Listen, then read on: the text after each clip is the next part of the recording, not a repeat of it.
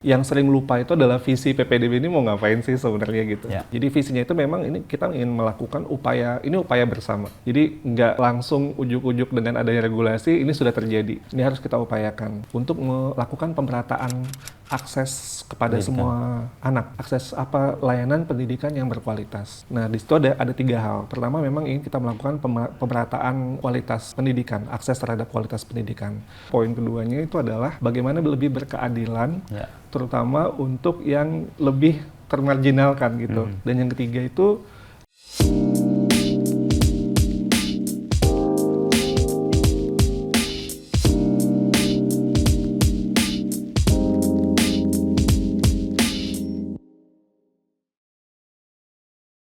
Ya, Mas Iwan punya concern dan passion benar dengan pendidikan itu ceritanya gimana?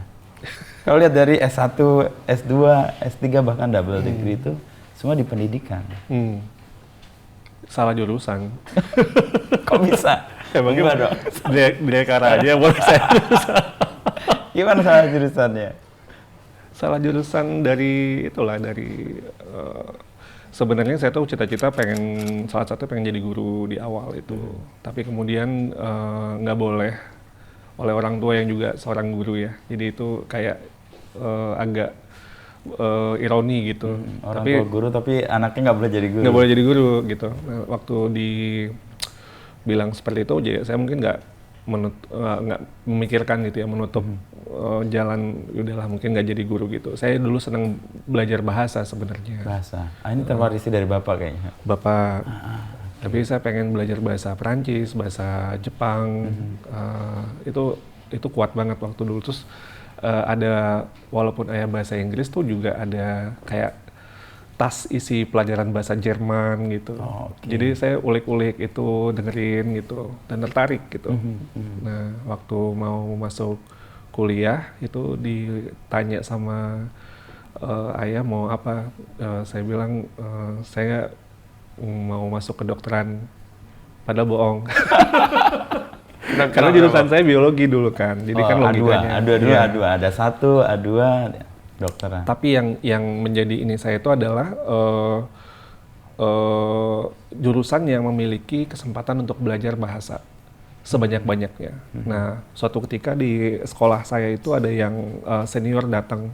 Dulu kan kita informasi terbatas, nggak ada internet kan, jadi mengandalkan dari cerita-cerita dan senior yang visit ke sekolah itu jadi reliable banget dibandingkan guru-guru kan. Nah, saya nunggu pertanyaan atau nunggu ada yang bisa cerita tentang bahasa. Nah, ada seorang senior tuh dari hubungan internasional di Pajajaran. Saya di Padang, saya dari SMA di Padang, kota Padang. Saya tanya, di hubungan internasional belajar bahasa apa? Oh, dia jawab bahasa Rusia, bahasa Mandarin, bahasa Jepang gitu. Wah, saya bilang keren banget gitu. Jadi saya kemudian memutuskan untuk ambil hubungan internasional. Alhamdulillah lulus. Nah, ketika lulus ternyata nyampe di Bandung, kaget. Ternyata itu bukan tentang bahasa. Hubungan internasional adalah tentang politik internasional. It's a school to be a diplomat. Itu jadi agak sedikit down juga di situ. Tapi saya ya udah menyelesaikan dengan baik supaya tidak sia-sia. Kita kan udah anak rantau jauh-jauh gitu. Nah, pada akhirnya di pertengahan saya tahun kedua kuliah pas tengah-tengah banget ya. Tengah-tengah banget. Ayah sakit. Dia sakit, dia harus masuk rumah sakit dan itu minimal sebulan waktu itu. Nah, ayah punya sekolah bahasa Inggris di Kota Padang dan itu salah satu yang rame di Kota Padang. Karena emergency, nggak ada yang bisa cari guru pengganti dengan cepat, saya diminta sama keluarga untuk jadi guru pengganti. Nah, ketika saya mulai jadi guru pengganti itu ibarat kayak Gatot Kaca yang ketemu panah. Oh iya, pertemuan itu ya. Iya, jadi saya ngerasa tuh kayak klik gitu ya. Saya kayak ngerasa nyaman mengerjakannya, walaupun deg-degan, keringetan gitu ya. Tapi saya ngerasa senang dan saya merasa ini sesuatu yang saya bisa lakukan gitu. Nah, tapi saya waktu itu masih memikirkan mengimitasi apa yang Dilakukan ayah. dilakukan oleh ayah.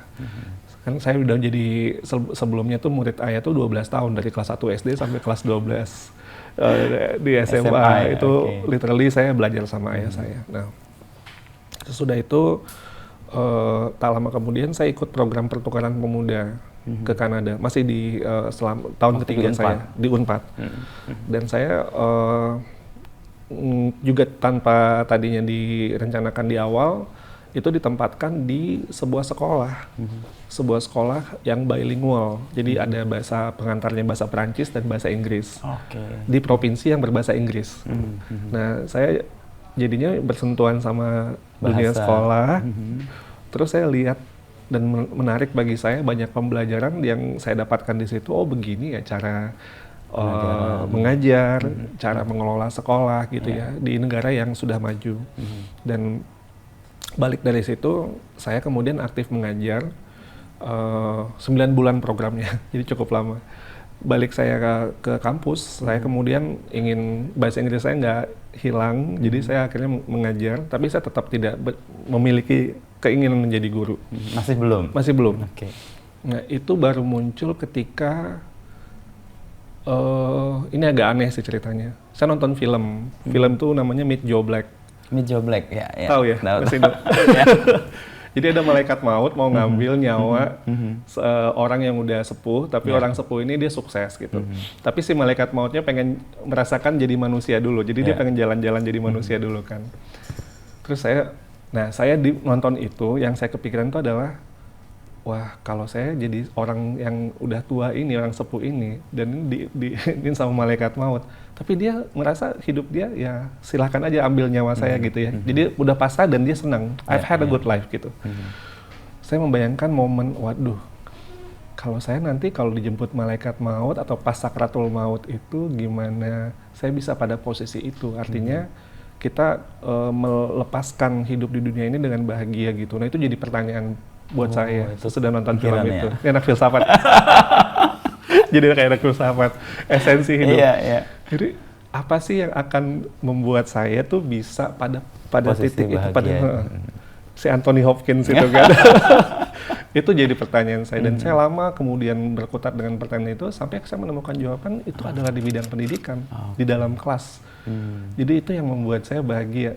Then I chose to be a teacher. Jadi saya akhirnya memilih jadi guru walaupun banyak pilihan kerja yang lain, perusahaan swasta yang sangat bagus atau jadi pegawai negeri di Deplu pada waktu itu gitu ya. Diplomat lah ya. Jadi diplomat seperti yang mungkin ayah saya juga mendorong saya untuk jadi diplomat gitu.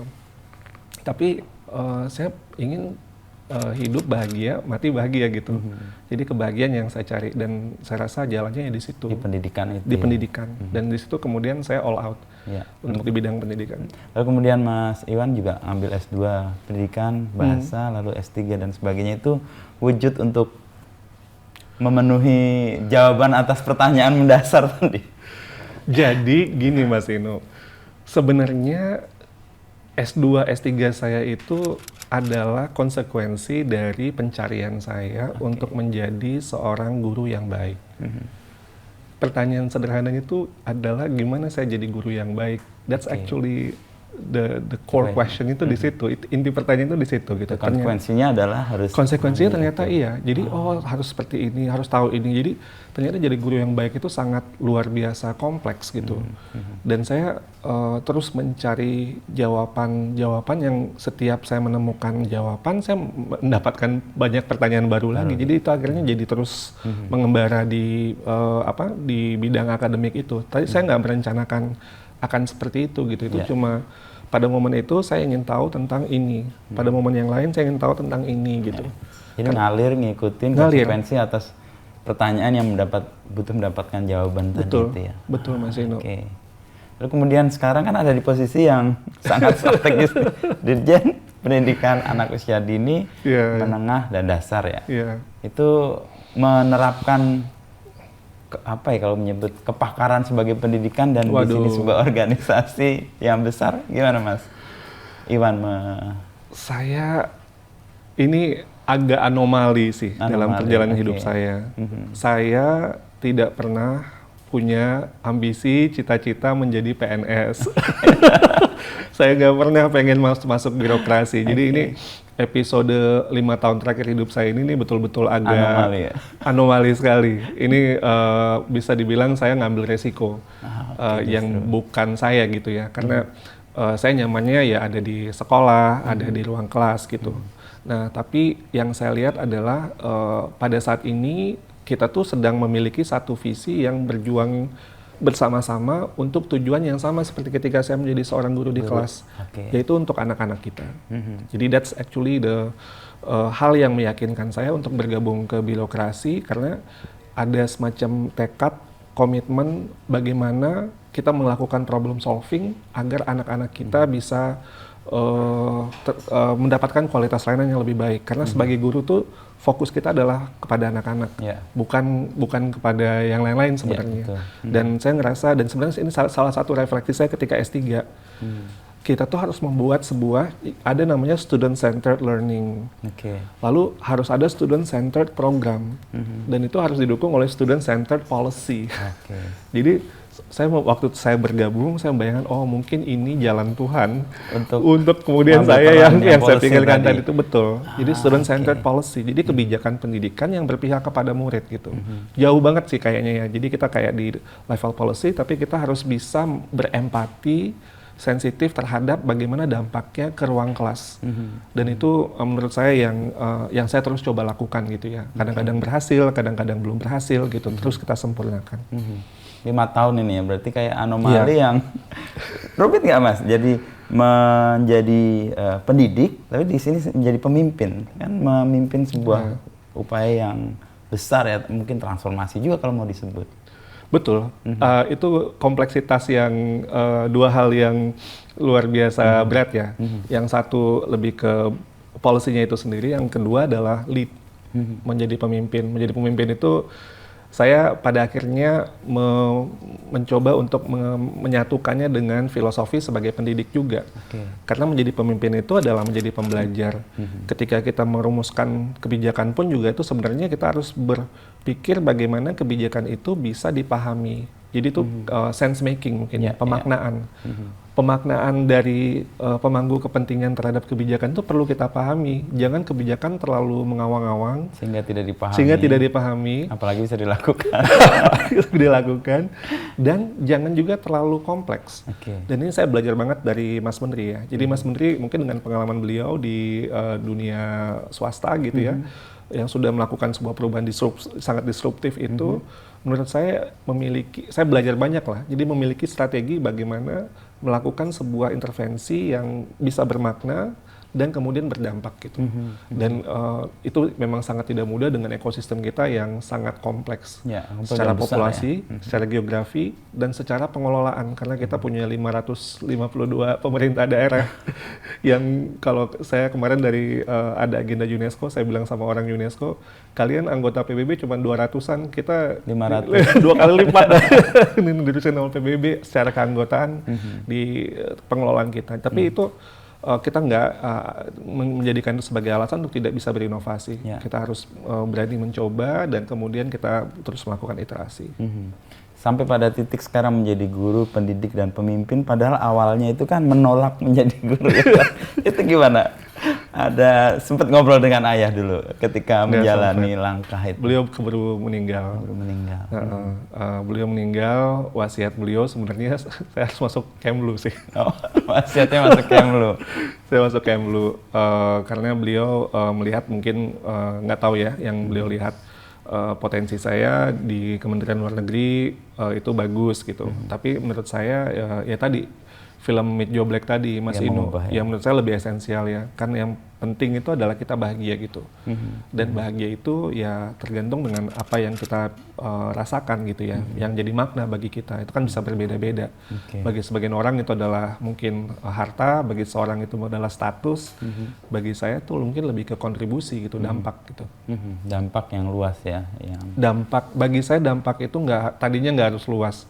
Karena ketika saya menjadi seorang pendidik, menjadi guru dalam sebuah ruang kelas, ketika murid yang ada di dalam ruang kelas saya itu bisa lebih baik dibandingkan sebelum mereka masuk ruang kelas saya udah itu luar biasa banget. Ya.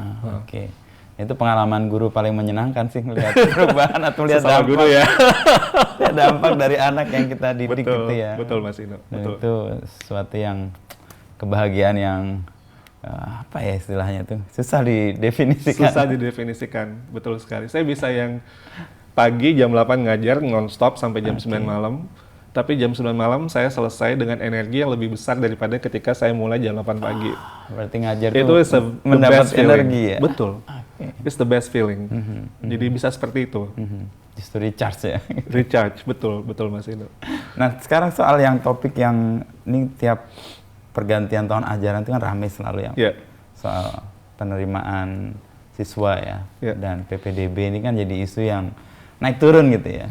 Sebenarnya kalau dibalik cerita penyelenggaraan itu kan ada hal yang mau disampaikan sebagai value yang besar ya untuk masyarakat ya soal pemerataan, hal-hal yang sifatnya lebih fair kepada orang tua dan anak gitu. Kalau Mas Iwan lihat ini bagaimana PPDB ini?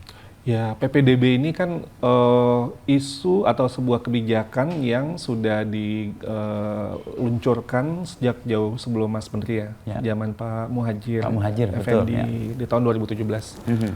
Sebenarnya yang sering lupa itu adalah visi PPDB ini mau ngapain sih sebenarnya gitu. Itu yang sering lewat dalam percakapan di ruang publik ya.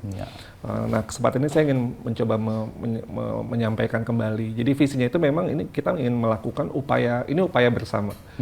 Jadi nggak langsung ujuk-ujuk dengan adanya regulasi ini sudah terjadi.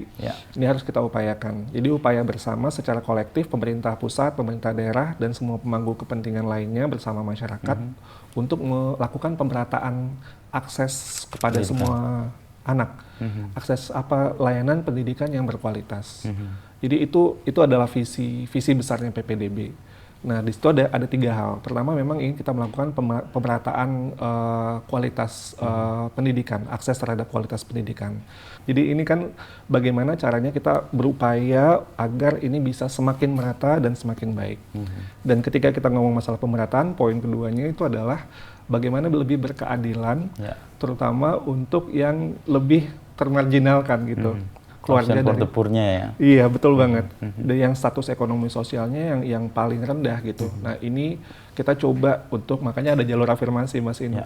Itu dibuat eksplisit supaya memastikan bahwa mereka terproteksi dalam upaya kita untuk melakukan pemerataan kualitas. Dan yang ketiga itu ada visi tuh sekolah kan yang sering diributin zonasi ya. Sekolah itu menjadi sebuah bagian dari ekosistem masyarakat di mana dia berada. Jadi bukan sekolah menjadi terasing dari tempat masyarakat di mana ia berada gitu. Kalau kita lihat di berbagai negara, Jepang misalnya, itu bagian ya kayak RT RW lah ini mungkin dia. Jadi anak cuma jalan aja di sekitar itu. Jadi di masyarakatnya take care of each other gitu. Bahkan kemudian yang kita harapkan gotong royong untuk membangun seperti halnya membangun kampung RT RW-nya. Sekolah itu juga sama, itu ownership-nya dari masyarakat yang ada di sekitarnya itu. Sehingga itu menjadi bagian dari ketahanan sosial oleh lokasi, komunitas tempat dia berada, betul. Nah, juga ada pertanyaan, apakah nggak ada review nih kebijakan yang dari 2017 sampai sekarang? Jawabannya sudah gitu ya. Sebenarnya ini sudah berkali-kali kita lakukan penyempurnaan dan kita tiap tahun terus melakukan review dan kemudian ada hal-hal yang perlu kita sempurnakan akan kita sempurnakan terus. Jadi misalnya yang paling signifikan di awal sekali itu zonasi itu 90% loh Mas Ino. 90%. 90%. Bayangkan ya, itu yang pertama kali itu memang sangat ideal banget. Ditujukannya 90%, 5% yang hanya dialokasikan untuk prestasi dan 5% untuk perpindahan. Yang afirmasi masuk di?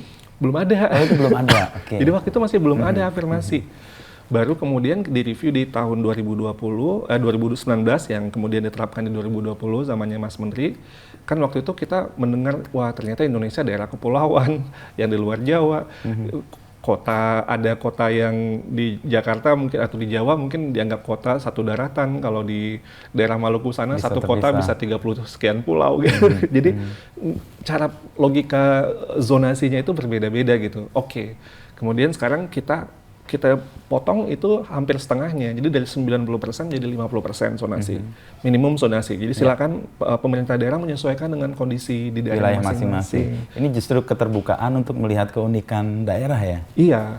Jadi disitulah pemerintah daerah bisa melakukan penyesuaian. Jadi semua masukan-masukan yang kita terima di awal di tahun 2019 tersebut itu silakan dilaksanakan gitu. Jadi yang daerahnya seperti apa, mungkin banyak sungai-sungai, mungkin banyak pulauan gitu, atau daerah yang sangat padat gitu, itu bisa silakan dilakukan penyesuaian. Lalu tapi ada afirmasinya yang kita tambahkan, kita tambahkan jalur afirmasi supaya memastikan yang kelompok yang marginal ini tuh bisa terlindungi lah gitu. Jadi itu spiritnya adalah di situ. Dan kemudian ada jalur prestasi yang kemudian bisa karena zonasinya sudah 50%, itu bisa sampai 30% dilakukan oleh pemerintah daerah sebenarnya. Jadi ruangnya juga terbuka. Kan juga kita menerima masukan terkait dengan ini gimana nih ya anak-anak yang punya prestasi bagus gitu. Silahkan itu bisa dimanfaatkan. Bahkan juga ada prestasi yang juga non-akademik. Seperti seni budaya dan olahraga juga bisa masuk dalam kategori prestasi tersebut. Jadi sehingga membuka ruang fleksibilitas dan Pemda juga tergantung situasi sebaran sekolah di wilayahnya, sebaran demografinya, itu melakukan kustomisasi dan tidak ada yang sama. Dan memang itu semangatnya itu. Jadi memang harus turun ke lapangan melihat kondisinya. Jadi kayak di Jakarta ini misalnya Mas Inu ya, zonasi ini sama-sama 1 kilo nih jaraknya dari radiusnya. Jadi nggak bisa main radius, memang harus turun ke lapangan. Terus kemudian ini Jakarta rumahnya taruhlah bertingkat nih. Ini 1 kilo sama-sama 1 kilo ini sampai lantai berapa nih? Lantai 5 sama lantai 10 sama-sama 1 kilo kan kalau dilihat kilonya. Tapi di sini ada variasi ini. Kalau di daerah lain mungkin ini sekolahnya kalau ikut ke Pemdanya itu nyebrang sungai. Padahal ketika dia di dekat rumahnya nggak harus nyebrang sungai, tapi Pemdanya yang berbeda, ada sekolah yang lebih dekat gitu. Nah itu gimana mengaturnya itu kita sudah ada aturan-aturan yang membantu di regulasi sehingga ya itu bisa ada kebijakan khusus untuk itu. Dimana Pemda kalau saling berdekatan seperti itu bisa melakukan kerjasama sehingga masyarakat yang ada di daerah itu bisa terbantu. Jadi nggak usah nyebrang sungai gitu. Ya, padahal yang dekat adalah tapi itu beda Pemda gitu. Jadi ego Pemdanya yang diturunkan. Betul. Memang perlu kolaborasi untuk mewujudkan itu. Dan kita lihat nih sudah ada contoh-contoh baik dan mudah-mudahan akan semakin baik dalam tahun ini dan tahun mendatang. Kalau zonasi kan sesuatu yang benar-benar sangat bagus ya, Mas Iwan. Kalau lihat dari spiritnya ya, karena kan menjadikan lembaga pendidikan itu bagian dari komunitas, bagian dari ekosistem, sehingga juga bersama-sama merawat itu. Tapi kadang-kadang orang tua kan punya mimpi yang berbeda tuh. Pengen anaknya sekolah di tempat yang apa efeknya atau favorit lah atau apalah. Merespon itu gimana dengan PPDB ini, Mas? Sebenarnya kita ini ingin bagaimana sekolah itu semuanya semakin baik kan, pemerataan itu semakin baik. Nggak ada yang tinggi sekali dan jauh gitu ya. Jadi sekolah yang sekarang kita anggap favorit itu dulunya juga bukan sebuah sekolah yang langsung jadi sekolah favorit gitu. Itu ada prosesnya. Nah, gotong royong inilah yang kemudian kita harapkan dan kita yakin ini sangat bisa terjadi. Kalau kita lihat dari data ya, Mas Inu, saat ini dari tahun 2022 asesmen nasional mulai dilakukan sampai 2024 ini hasil yang keluar itu progres kita semakin naik. Artinya kualitas ekosistem kita dalam learning recovery, pemulihan pembelajaran itu semakin literasi, numerasi kita itu semakin meningkat. Dari tadinya mungkin masih sekitar 53% yang mencapai kompetensi minimum, sekarang sudah 60 sekian persen. Kompetensi minimum naik. Numerasi yang lebih parah 33, sekarang udah 60-an juga. Itu berarti ada progres secara ekosistem. Nah, pada saat yang bersamaan kita lihat di sekolah-sekolah kita itu semakin merata loh, sekolah yang memiliki kualitas bagus gitu. Dan ini baik itu kita lihat secara individu muridnya gitu ya, kesenjangan antara murid dari kelompok 20% paling baik sosial ekonominya dengan yang belum, itu tuh semakin mendekat. Literasi dan numerasinya itu kita lihat semakin dekat. Juga dari sekolah yang dianggap label favorit dengan sekolah yang dianggap biasa-biasa itu tadi itu juga semakin mendekat. ya. Jadi Oke. ekosistem itu kayak gini. Ini kita lagi lebih bagus pemulihannya dan itu semakin nutup. Ngikut ya. Nutup. Satu saat akan ketemu. Itu yang kita harapkan. Dan kita lihat ini kita on the right track loh. Dengan PPDB ini kita lihat oh ini kualitas kita ternyata semakin lama semakin bagus dan ini semakin kesenjangan yang kita tadi visi yang PPDB itu kelihatan gitu loh. Dan menurut saya ini sebuah hal yang sangat positif gitu. Nah, gimana kita harus lebih menguatkan lagi, terutama di daerah-daerah yang memang ini harus kita dampingi. Ya. Dan tahun ini kita betul-betul dampingin Pemda, Mas Untuk Inu. bisa membuat kualitas sekolahnya itu juga. Apa sebenarnya yang menentukan sebuah sekolah itu memiliki kualitas yang baik? Kalau Mas Iwan Ini jawaban singkat, mohon jawaban panjang. panjang. Karena kalau pengalaman saya dulu sekolah-sekolah favorit itu otomatis bagus karena dia dapat siswa-siswa terbaik. Nah, Dan itu dari semua daerah yang memang support untuk menjadi baik, otomatis hasilnya baik. ini saya agak mundur ke belakang dulu ya, sedikit ya. Ayah saya, ada satu hal yang pembicaraan saya dengan ayah saya yang paling berkesan bagi saya. Waktu itu saya masih belum mau jadi guru. Ayah saya cuma cerita aja. Ya. Masih denial jadi guru. Masih denial jadi guru. Tapi ayah saya cerita, mungkin saya nggak tahu kenapa dia cerita ini, tapi saya ingat banget. Dia bilang gini, Iwan, guru yang baik itu bukan guru yang murid-muridnya tuh udah pintar-pintar terus dibuat lebih pintar. Itu semua orang bisa melakukan. Itu mudah gitu. Tapi guru yang baik itu adalah murid yang tadinya tuh mungkin sangat sulit, apakah karena perangainya atau karena mungkin dianggap kemampuannya gitu ya. Tapi di tangan dia, murid itu bisa melesat jadi murid yang berprestasi itu. Itu baru guru. Itu baru guru. Nah, saya waktu itu saya ingat banget itu momen itu, dan ketika saya jadi guru tuh entah kenapa itu selalu ada dalam nempel banget di saya. Jadi saya tidak memandang anak ini inputnya seperti apa. Tapi yang ingin saya pastikan adalah di dalam kelas saya, dia bisa, potensinya itu bisa tumbuh dan meningkat. Dan kuncinya menurut ayah saya itu adalah kemauan. Ayah saya tuh banyak terima anak-anak kayak anak yatim, anak panti asuhan gitu ya. Di sekolahnya tuh gratis untuk ini. Anak-anak yang bandel-bandel gitu tuh ayah saya terima. Itu kalau kalian mau belajar masuk. Jadi ayah saya tuh menekankan kalian mau belajar nggak gitu. Kalau kalian mau belajar, silakan datang dan yuk bener serius belajar. Dan belajar itu ayah saya selalu nantang mereka untuk punya cita-cita. Kalian mau jadi terus seperti ini. Kalian nggak mau untuk seperti itu gitu. Jadi ayah saya menantang mereka untuk memiliki sebuah mimpi. Dan kemudian memiliki kemauan untuk memperjuangkan mimpi itu. Dan menurut saya ini sekolah yang hebat itu seharusnya seperti itu. Apapun kondisi muridnya yang masuk ke dalam sekolah itu, tapi di tangan guru-guru dan tentunya di bawah kepemimpinan kepala sekolah itu, murid-murid yang masuk itu akan melesat. Dan kemudian mereka berkontribusi ketika nanti mereka lulus kepada masyarakat dan berdampak yang signifikan. Dan itu yang baru dinamakan sekolah yang bagus. Oke, berarti tantangannya kalau lihat dari insight-nya Mas Iwan, ini berarti kualitas gurunya harus ditingkatkan terlebih dahulu ya, untuk membantu setidaknya tadi murid-muridnya dari manapun atau statusnya seperti apapun, kalau kualitas gurunya dia mampu menaikkan kemampuan tumbuh anak-anak itu, dia akan berhasil. Iya, tapi ada lagi yang lebih cepat jawabannya. Apa Mas Iwan? Dan ini saya juga dapat cerita dari kepala daerah yang melakukannya, yaitu kepala sekolah. Kepala sekolah? Kuncinya di kepala sekolah. Oke. Jadi kepala sekolah itu signifikan mengangkat budaya sekolah dan akhirnya kualitas sekolah. Itu sebelum sebelum saya masuk ke dalam pemerintahan, itu sudah banyak studi-studi terkait itu juga. Peran kepala sekolah. Peran kepala sekolah pendidikan. Betul. Dan di kita di Merdeka Belajar itu yang namanya guru penggerak itu sebenarnya pelatihan untuk jadi kepala sekolah dan pengawas sekolah. Lulusan dari situ itu memiliki mindset yang berbeda untuk mengelola perubahan dengan aset-aset yang terbatas. Tapi mereka bisa menggerakkan dan mentransformasi sekolah menjadi sekolah yang bisa bersaing. Dan itu tadi saya cerita, Pemda kepala daerah cerita sama saya tanpa saya tanya tentang ini ya. Saya tanya, lalu Bapak melakukan apa atau Ibu melakukan apa? Mereka sering menjawab, kepala sekolahnya saya ganti. Jadi misalnya ada seorang kepala daerah di sebuah kota waktu itu, kabupaten, saya lupa. Ada 2 sekolah berdekatan, satu sekolah unggulan, satu sekolah non-unggulan.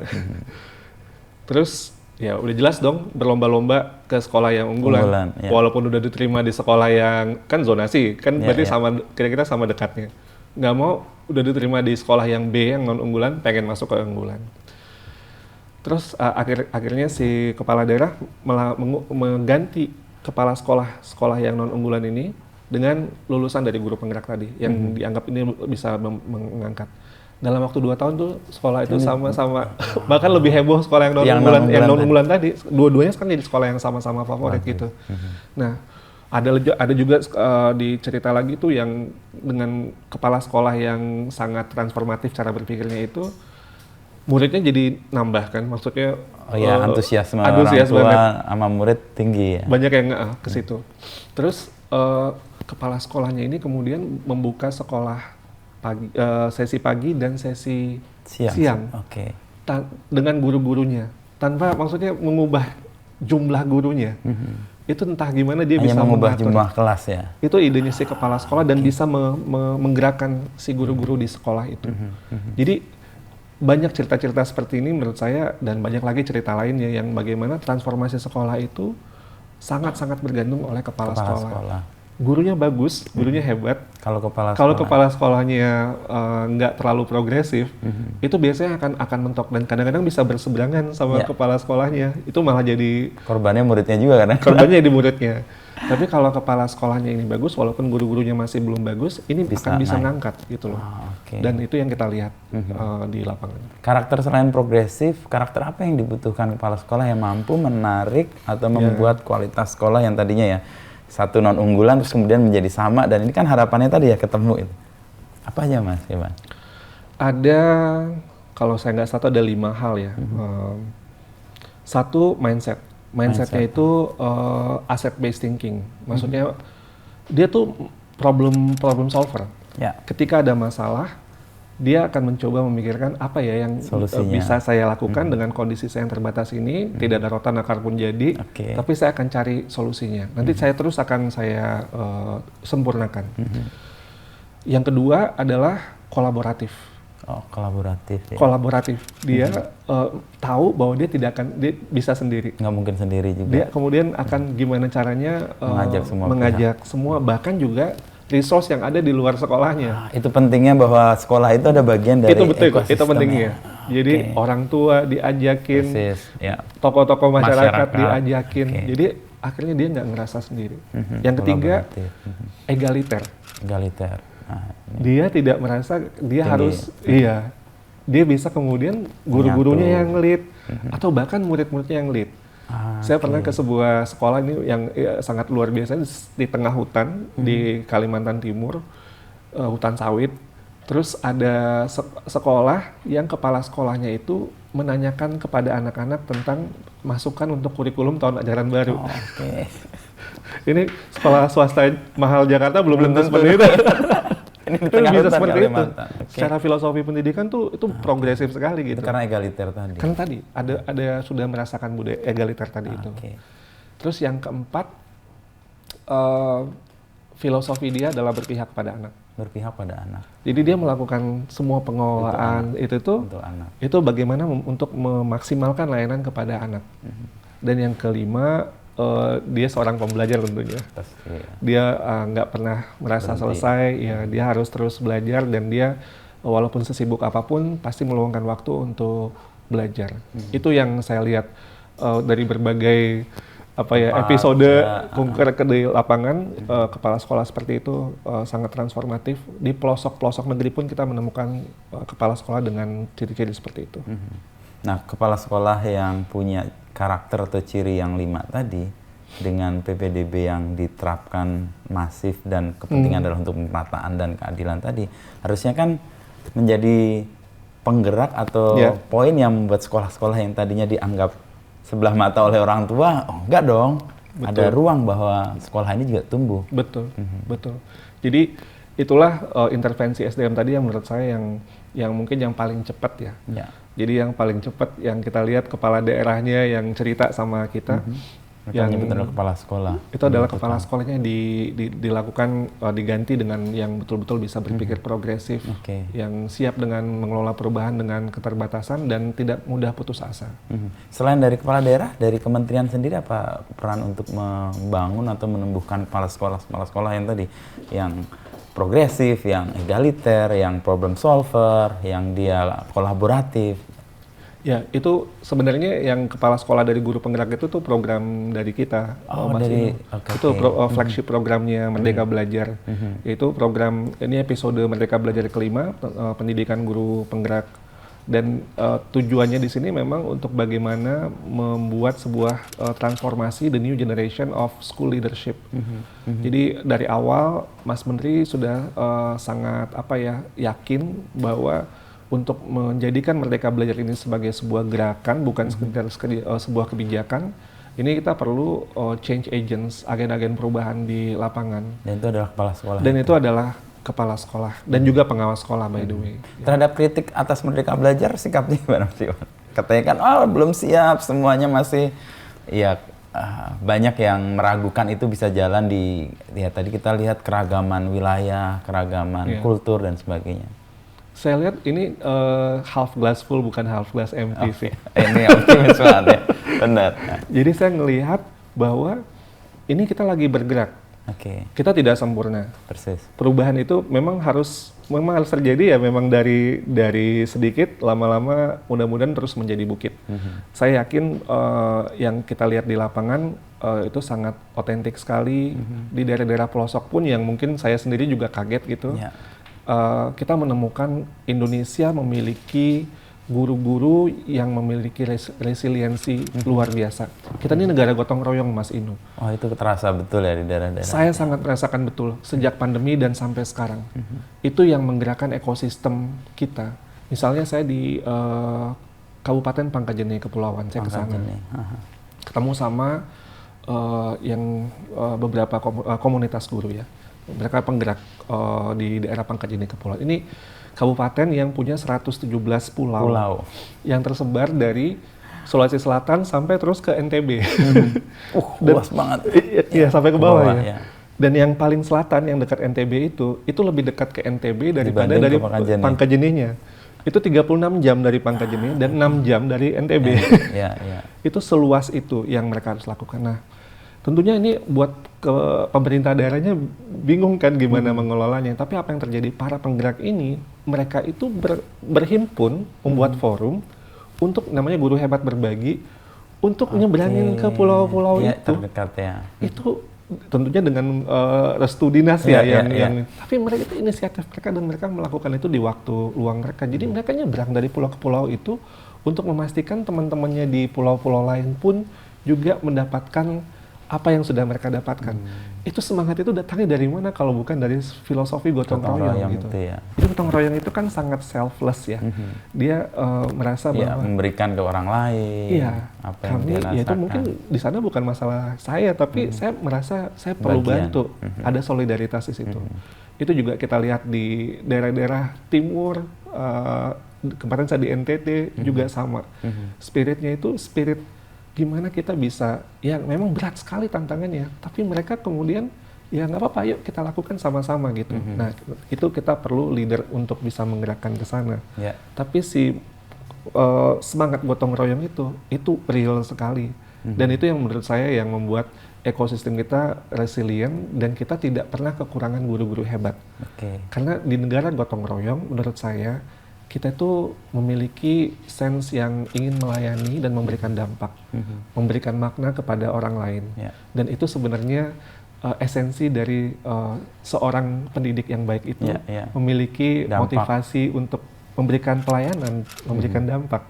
Kita sangat banyak menurut saya ke guru-guru kita yang memiliki semangat value itu.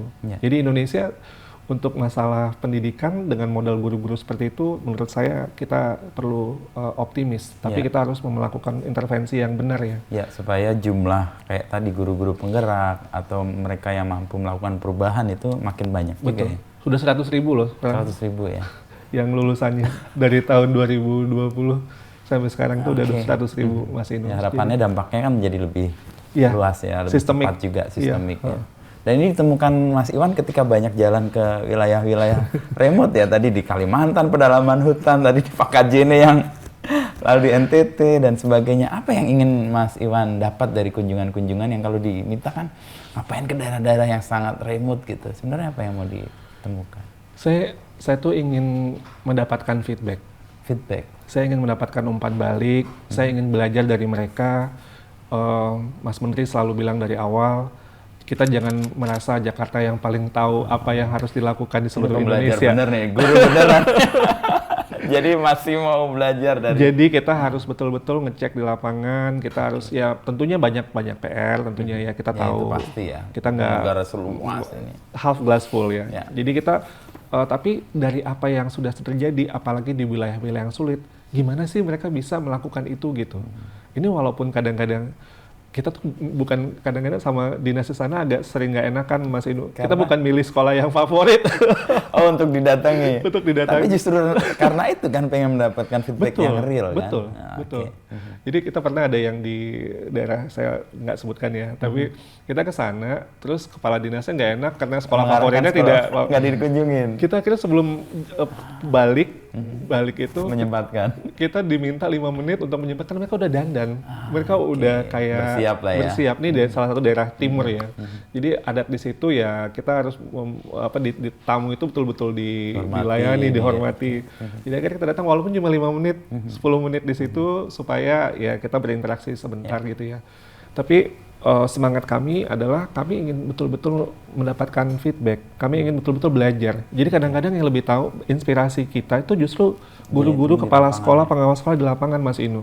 Apa yang mereka hadapi, lalu kemudian kita pikir, oh kalau untuk menggerakkan perubahan dengan kondisi seperti itu, ini yang perlu dikuatkan. Ini yang kemudian mereka jadikan acuan. Ini yang kemudian yang mereka butuhkan gitu.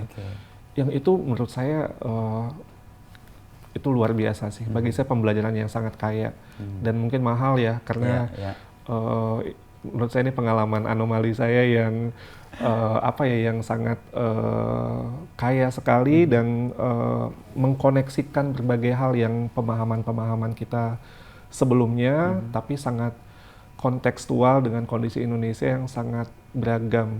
Saya sekarang punya catatan untuk tim saya, mudah-mudahan bisa kita wujudkan untuk memanage Pemda dengan kondisi daerah kepulauan itu berbeda dengan yang tidak punya kepulauan. Menurut saya itu cara berpikirnya itu sepertinya kita perlu dalami lebih betul karena memang luar biasa tantangan yang mereka hadapi. Tapi yang anehnya bagi saya ketika bertemu mereka merasa itu sudah biasa gitu Mas Inu.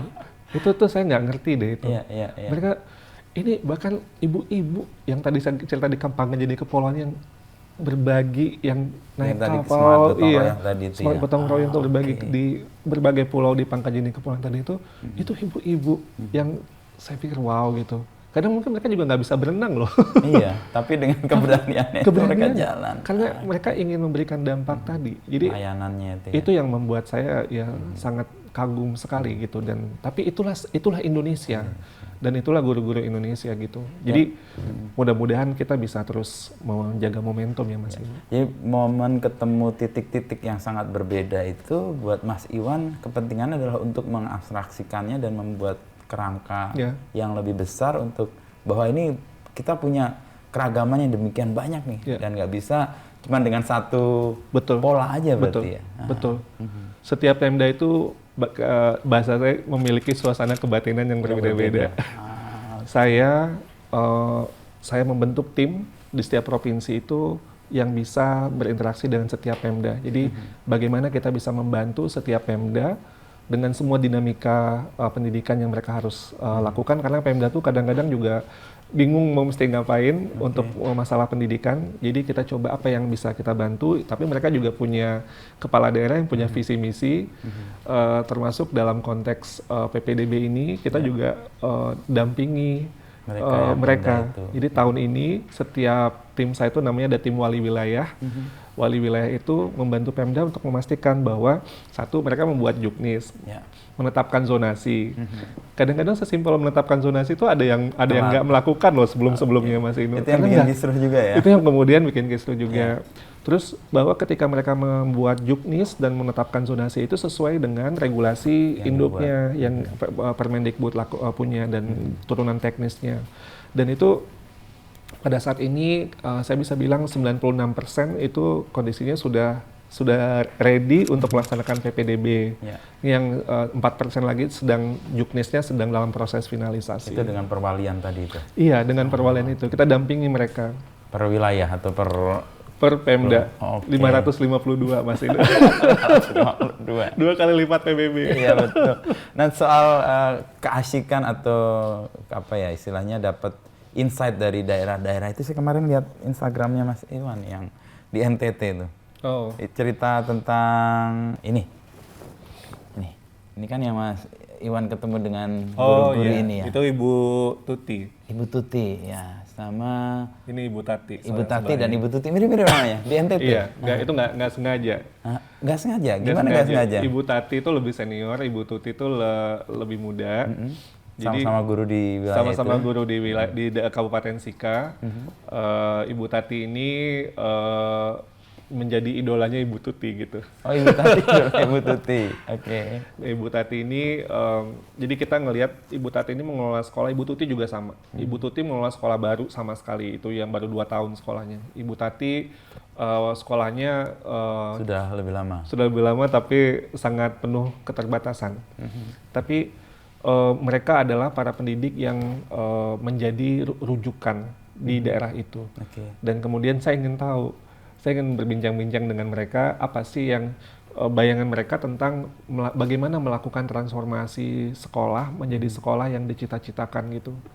Dan Ibu Tati itu ada satu hal yang menarik nih yang senior ya, Bu Tati. Dia bilang gini sama saya nggak takut sama pengawas sekolah, tapi saya takut sama siswa. Itu yang Itu nilainya dia. dia student center berarti ya atau Sangat student center. Itu kalimat yang sangat menohok bagi saya. Dan itu sejak dia jadi guru. Waktu dia jadi guru, dia bilang, saya tidak takut sama kepala Pengawas, sekolah, wali dan saya tidak takut sama kepala sekolah, tapi saya takut sama siswa. Jadi dia tidak berani untuk masuk dalam kelas jika dia tidak merasa layak untuk berdiri di depan kelas itu. Artinya dia melakukan persiapan dengan baik dan dia bisa mengelola kelas itu dengan baik. Itu menurut saya sebuah nilai yang dalam sekali dari beliau. Dan itu memang dasar kan sebenarnya seorang Nggak guru takut kan. sama dinas, siswa. Kalau media mirip-mirip Mas Iwan. Apa? Kita tuh nggak takut sama pendiri, nggak takut sama pemilu, kami takut sama audiens. Oh gitu, betul, Iya. betul kan? Karena yang kami layani Yang sebenarnya dilayani, audiens. betul, Kalau audiens pergi kan ya kita selesai juga. betul. Klien kita utama adalah Persis. Itu sebenarnya mirip-mirip ininya. Betul. Tapi kesadaran itu hebat juga dari Iya. Sika ya. Karena itu langka dalam ekosistem guru-guru kita atau pendidik kita. Karena mungkin selama puluhan tahun itu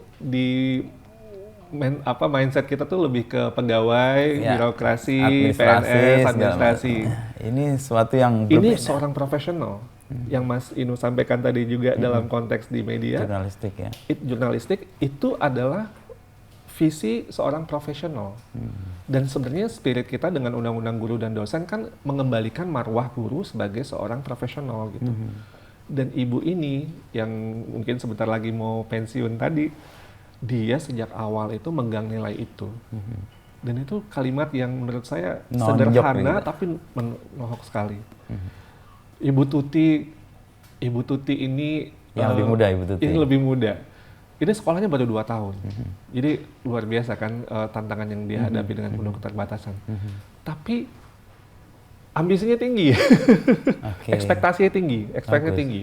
Membangun mimpi tadi kan Membangun seperti mimpi ayah tadi, Mas Iwan betul. sebut tadi ya. Dan dia bagaimana dia memastikan setiap gurunya dia betul-betul cek, dia kemudian lakukan komunitas belajar, dia kemudian bantu guru-gurunya untuk berkembang, sama-sama kemudian dia berkembang, sehingga pelan-pelan tuh sekolahnya tuh bisa tumbuh menjadi lebih baik. Dan yang terpenting Mas Inu, saya yang selalu cek kalau di lapangan itu gimana murid-muridnya.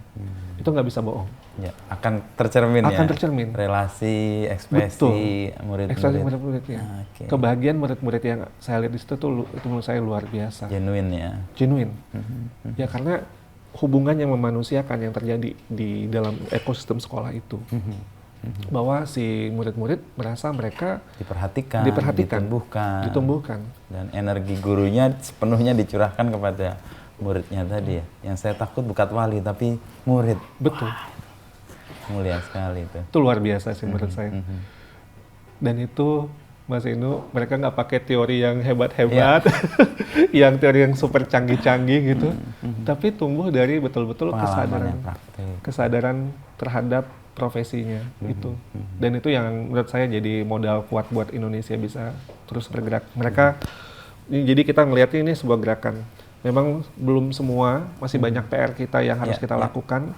Tapi dari para agen-agen perubahan ini, mereka kemudian akan bisa menjadi penggerak untuk yang lain juga. Penggerak untuk yang lain, sehingga yang lainnya pun lama-lama juga semakin lama semakin bisa bergerak pada arah yang sama, yaitu melayani anak-anak kita dengan sebaik-baiknya. 5 tahun, tadi Mas Iwan menyebutkan anomali. Tapi 5 tahun ini juga banyak sekali hal yang mengembangkan. Buat Mas Iwan sendiri kan, kalau tadi karakter guru kan dia juga mau belajar juga ya. Apa yang Mas Iwan pelajari selama 5 tahun ini, dan ke depan kira-kira pendidikan Indonesia tuh akan bagaimana perlu dikembangkannya lebih lanjut? Ada beberapa lessons learned ya Mas Inu. Yang pertama, semua elemen dalam pendidikan itu sebenarnya harus terintegrasi. Kita nggak bisa bekerja dengan silo. Sesuatu yang menurut saya juga saya pelajari dengan peran saya sekarang itu adalah kita sekarang di Kementerian Pendidikan ini kita bekerjanya itu betul-betul ngobrol. Eselon 1 itu ngobrol. Setiap kita mengeluarkan program itu semuanya itu didiskusikan sama-sama. Mas Menteri itu punya dari awal itu punya ekspektasi. Ketika kita merumuskan sebuah kebijakan, itu semuanya harus ngobrol. Tidak bisa, walaupun itu bukan tusinya dia secara spesifik ya. Nggak silo-silo lagi lah ya. Tidak silo.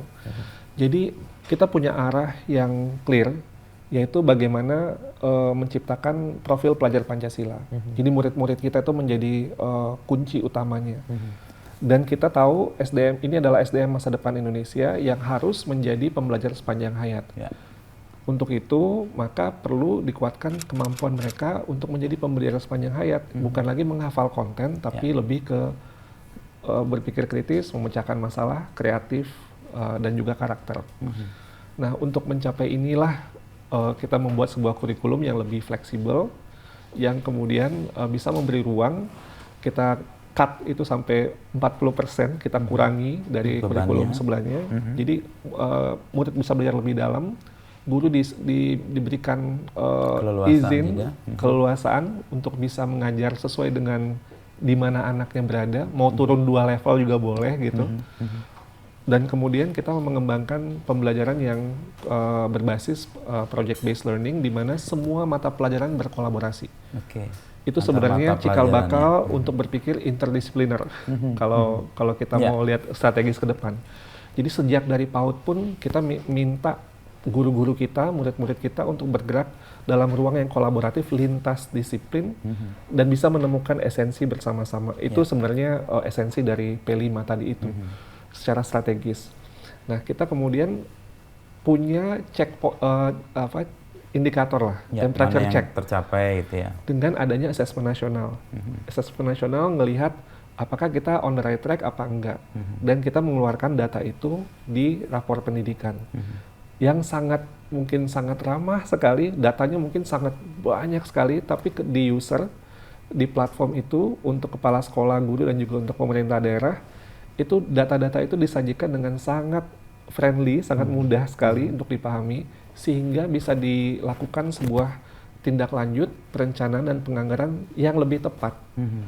Jadi uang yang mungkin tidak banyak itu, bisa digunakan untuk hal yang betul-betul penting, yang harus segera diintervensi untuk meningkatkan kualitas layanan.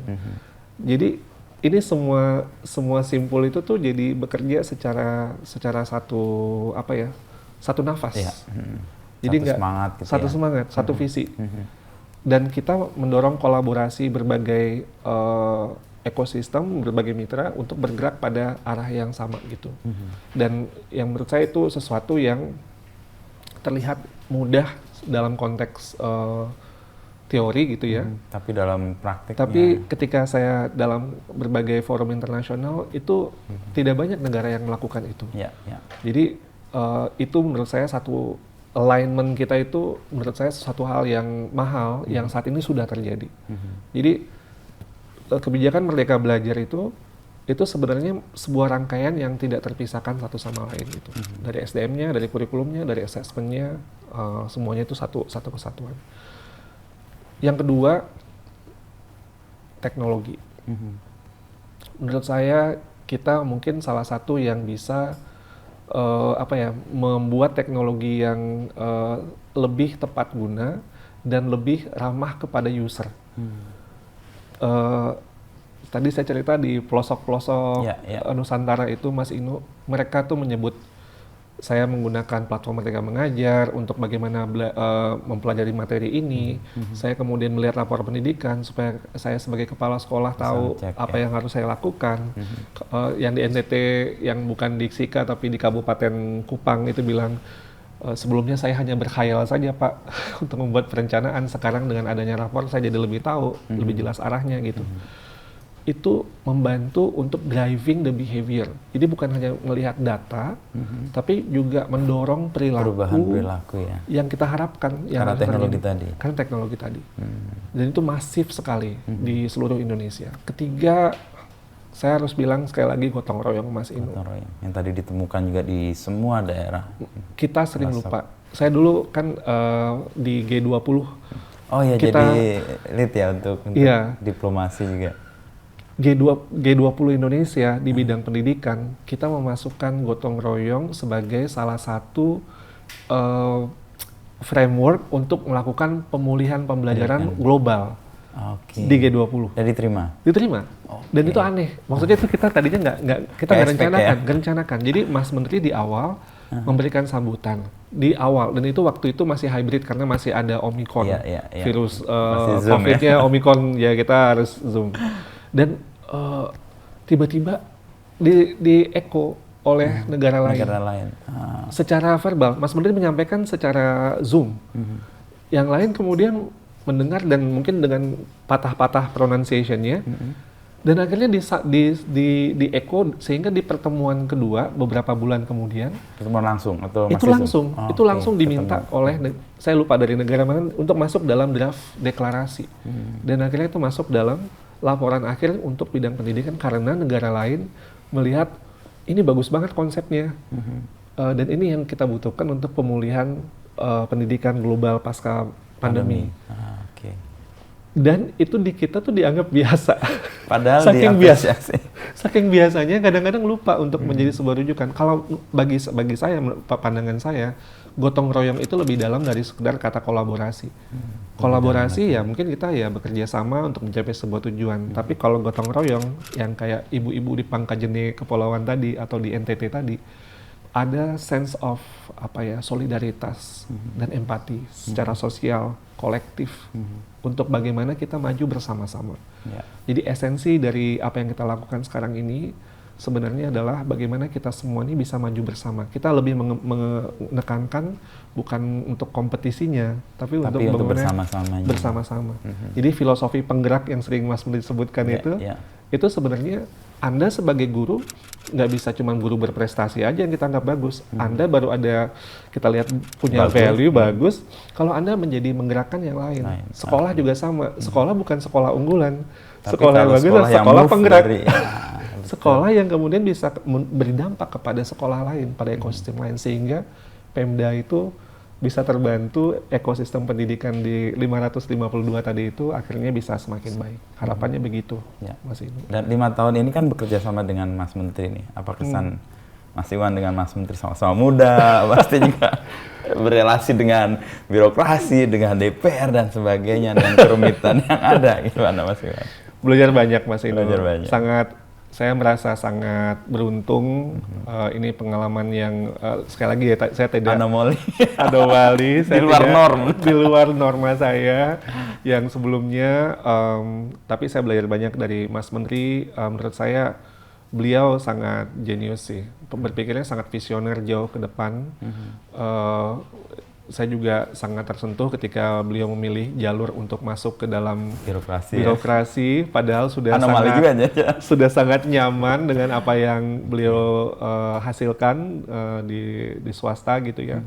Menurut saya itu pilihan karena memang ada panggilan untuk berkontribusi untuk negara. Kan beliau juga keturunan keluarga pejuang, jadi darah itu juga masih kental di beliau gitu. Dan saya juga ngelihat cara ini ya, cara berpikir memecahkan masalah, Mas Inu. Itu menurut saya yang saya sebagai seorang akademisi, saya dari juga latar belakang kampus sebelum saya masuk ke birokrasi ini, saya merasa itu mungkin kita yang sering lupa.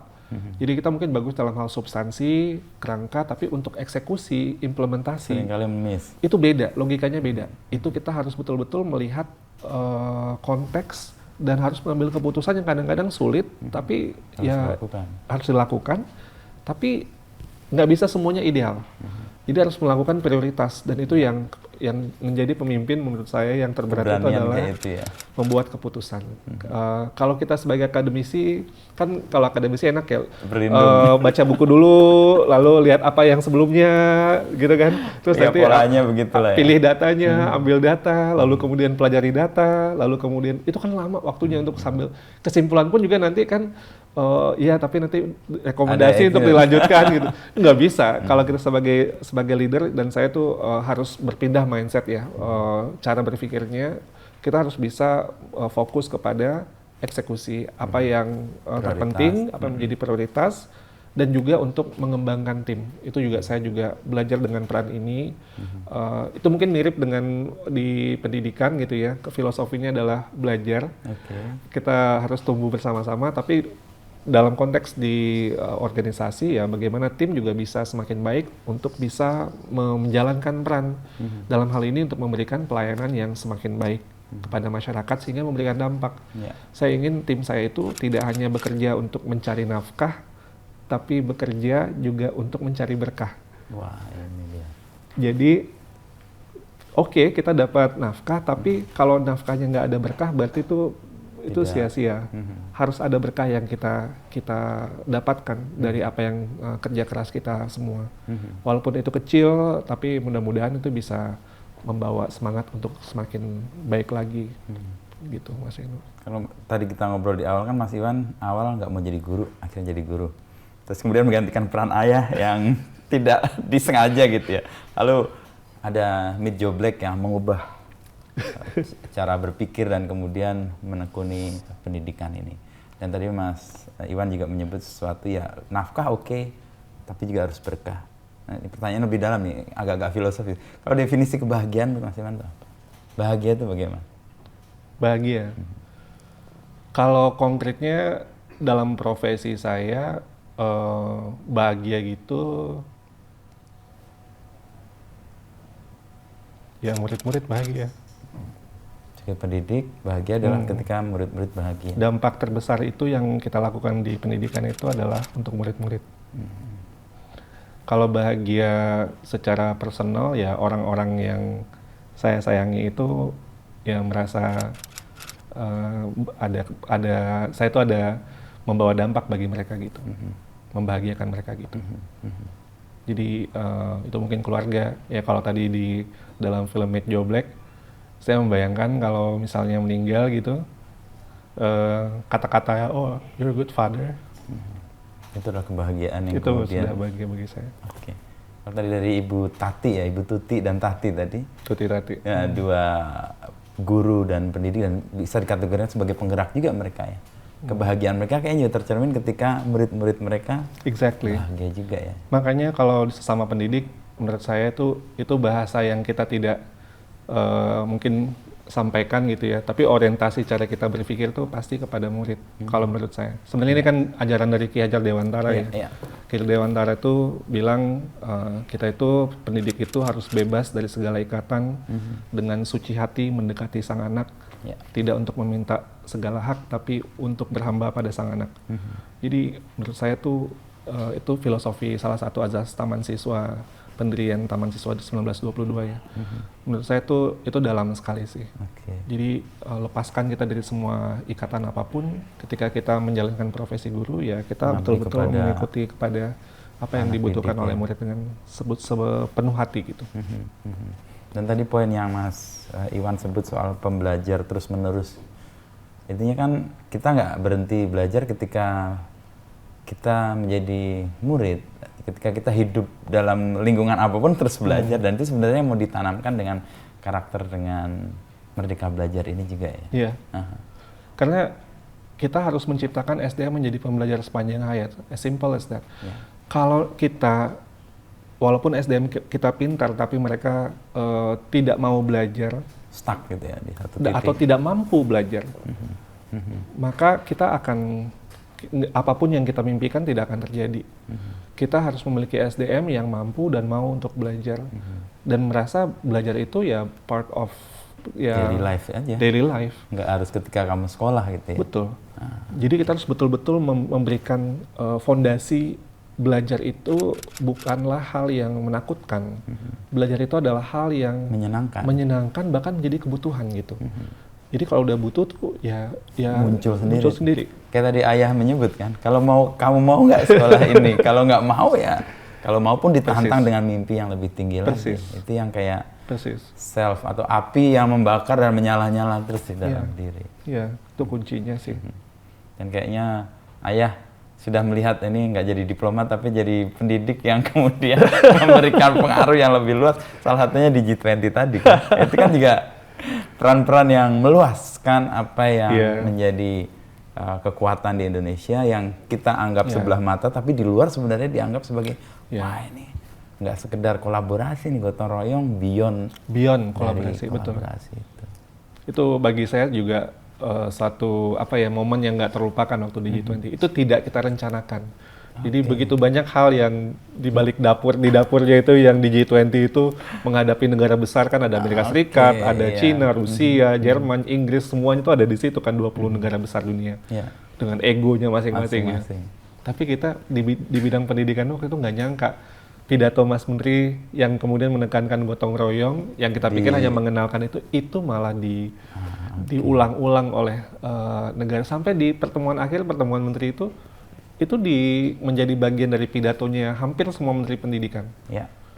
Jadi bukan hanya di laporan, tapi direkognisi oleh menteri-menteri pendidikan yang hadir pada saat itu. Ini menurut saya sih luar biasa sih gotong royong itu. Pancasila, gotong royong, kita tuh banyak banget nilai-nilai yang kalau kita Indonesia, pendiri Republik ini jenius luar biasa sih menurut saya. Dan itu kalau kita baru sadar itu menjadi penting dan punya nilai besar ketika kita berelasi dengan negara lain. Betul Mas Inu.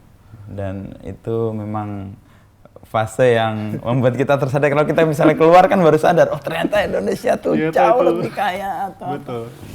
Bhinneka Tunggal Ika itu kalah loh itu Amerika yang e pluribus et unum, yang mirip-mirip lah ya. Yang mirip-mirip, tapi mereka malah bukan ke sana. Kita lebih ke toast salad filosofi, mereka malah melting pot. Malah nggak bisa jadi melting pot karena semuanya itu unik gitu. That's the genius of our founding fathers and mothers. Founding parents. Makasih Mas Iwan ngobrolnya. Mas Inu. Sesuatu yang mencerahkan sama-sama pendidik nih, jadi inget. Saya sering kemarin ngobrol dengan namanya Anton Ismail. Dia juga lagi hobi banget mengajar. Tapi ngajar fotografi. Jadi sama kelasnya itu dia hanya akan mengajar kepada yang mau. Caranya adalah kelas dibuka jam 6 pagi. Hanya mereka yang punya kemauan kuat yang akan datang. Kalau mereka nggak kuat, dia akan filternya gitu ya? Ya filteringnya. Dan ketika dia udah mau, di-challenge mimpi yang tinggi. Mirip dengan ayah, Mas Iwan. Dan saya melihat pola yang mirip, pendidik-pendidik yang menjadi penggerak itu Betul. Rata-rata men-challenge itu. Itunya seleksi masuknya kayak gitu. Seleksi masuk dibuka buat semua. Jadi bukan titipan Pemda. Titipan Pemda boleh masuk, tapi kalau mereka nggak punya kemauan, mereka akan gugur aja. Gugur, ya. Jadi kebuka, guru honorer boleh masuk, guru mana-mana boleh masuk. Karena Jadi kemauan itu memang mereka mau. akan menjadi api yang terus membuat Yes. dia nyala. Seleksi dengan sendirinya itu. Dan itu yang kita butuhkan jadi pemimpin. Ya gitu Mas Inu. Thank you Mas Iwan. Thank you Mas Inu.